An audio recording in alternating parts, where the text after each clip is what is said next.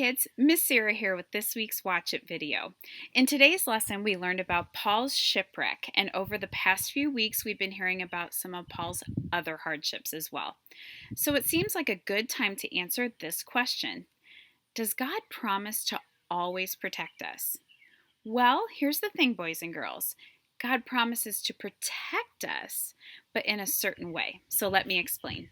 First, God has promised to always protect us from the consequences of sins.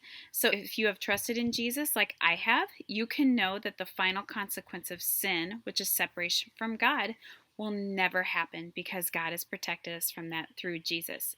And because of that, we can have absolute certainty that when we die, we will be with God for all of eternity. We don't have to doubt that for a second. God has also promised to protect us on earth to a degree, but we have to be careful because sometimes people misunderstand this. They think this means we'll never get sick or we'll never have bad things happen to us, and that's just not the case. That definitely wasn't the case with Paul, was it? As Christians, we do get sick and bad things can definitely happen to us, but here's what we need to understand. God is using every situation for His glory and our good, even if we can't see how that's working out. So we're protected in the sense that God is using us to bring about His plans.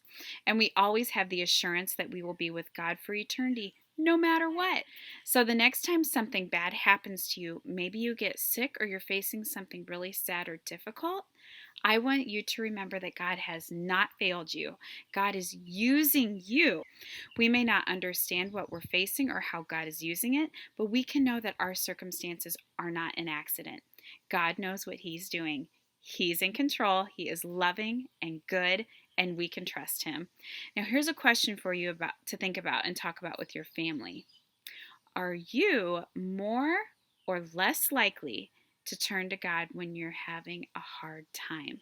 So think about that, talk about it with your family, and let us know what you've talked about.